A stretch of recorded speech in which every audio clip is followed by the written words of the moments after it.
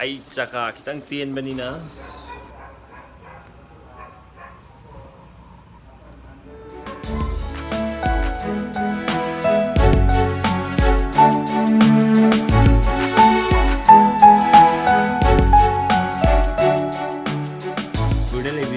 pumna mapu aduga aigi viewers pumna mapu ima Emoinu ira thongibagi yafa paugel pijari aduga wata padaba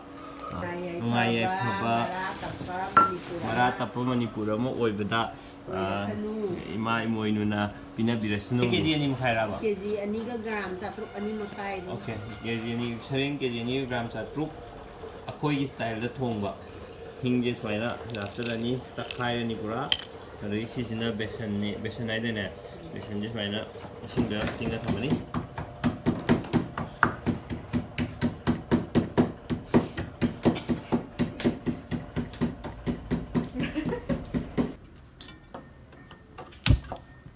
ओम style दा का सरिंग थोंबा अदुगी recipe दे कई दे मथंग मथंग आई video जो लागे सिना साइना हिंग साइ स्माइना हिंग दो पेस्ट सेम दुनी इसिंग का हापगा का सिना मचल अखोई मणिपुर दा साजबा पुथोकचबा मचल जीरा की गालो लेरे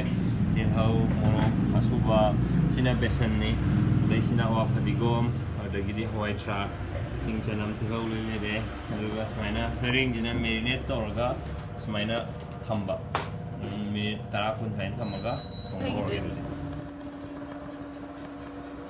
थोंगो जी अखोई ममागी रेसिपी दा सरेंग थोंबा ये हौरे जीरा हapchale aduga जीरा तेजपत्ता ना ब्राउन होइरा कांदा जीरा हापदबा थादरे चनम सिंग थादरे जी चनम सिंग जे ngahak ngora kanda atai tilong je mu hapteba ai chaka kitang tien banina sumaina video nam no hot hauda koi sai tilong chanam ji kitang brownish ma chu change so kan ja sorry chanam sing duna tilong hapadaba duba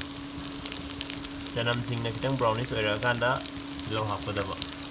adai awa fadigom du pulap ai haptalani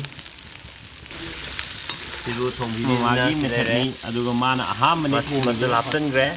aduga manam arobinu sire ji haptale ji timing do sai jira machal hek haplo buang hak ngoroga si process da thonge ado ngangi ju dun sai thong sai hawe myam du hawe ngyo sumaina nga hapsalaga otlaba matungda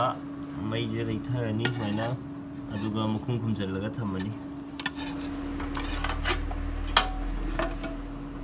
toidana buju tapna otkadaba aduga kadana buju mu check togdaba haina minute 10 mu sai mai leitharaga oma matungda jik mahi hapsalaga Mungkin dari pohon prezik mana sini ba white chalk jadi go to pergi kalau sugai ba than ada thamane si san bese ising sawa hei buna hei na mai apa kanda jadi ising sawa mai di jalaji ni apa matung jadi mai just main dekat ni aduga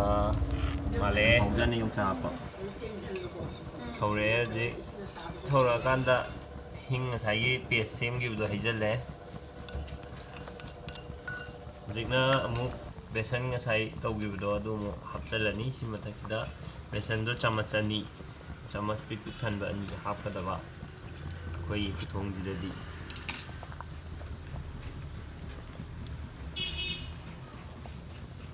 Jing Sai yung saksu jong हापचले जे अदो बेसन जे KG अमदा चमच अमगी चांग दा हापा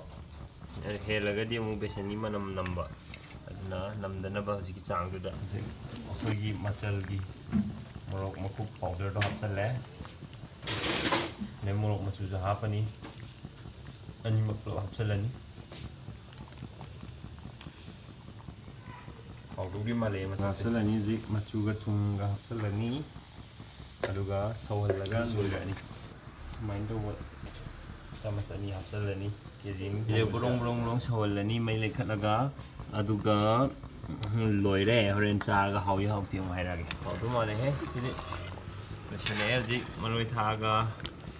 थांदरनी अदुगा test तौबे यानी साबे यानी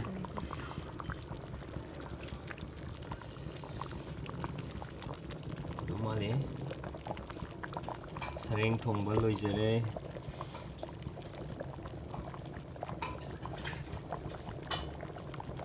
ꯍꯥꯎꯕ꯭ꯔꯥ ꯌꯦꯡꯒꯦ ꯁꯤꯅꯤ ꯉꯁꯥꯏꯒꯤ ꯁꯔꯦꯡ ꯊꯣꯡꯕꯗꯣ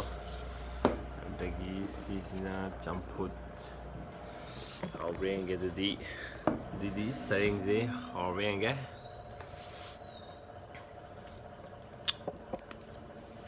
ꯑꯗꯣ ꯃꯌꯥꯝ ꯑꯩꯈꯣꯏꯒꯤ ꯁꯔꯦꯡ ꯊꯣꯡꯕꯁꯤ ꯀꯩꯅꯣꯅꯦ ꯁꯨꯝ ꯃꯇꯨꯝꯁꯦ ꯑꯝꯇ ꯇꯣꯏꯍꯟꯗꯕꯤꯗ ꯊꯣꯡꯕꯅꯦ ꯑꯗꯣ ꯌꯥꯝꯅꯁꯨ ꯍꯥꯎꯋꯦ ꯑꯗꯣ ꯃꯌꯥꯝꯁꯨ ꯍꯥꯎꯕ꯭ꯔꯥ ꯌꯦꯡꯕꯤꯌꯣ ꯑꯗꯨꯏꯗꯤ ꯑꯩ ꯉꯁꯤꯒꯤꯗꯤ ꯂꯣꯏꯁꯤꯟꯖꯔꯒꯦ ꯕ꯭ꯂꯣꯒꯁꯦ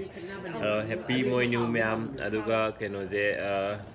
ꯆꯍꯤ ꯆꯨꯞꯄ ꯋꯥꯠꯇ ꯄꯥꯗꯕ ꯑꯣꯏꯕꯤꯌꯨ ꯃꯌꯥꯝꯁꯨ ꯊꯦꯡꯛ ꯌꯨ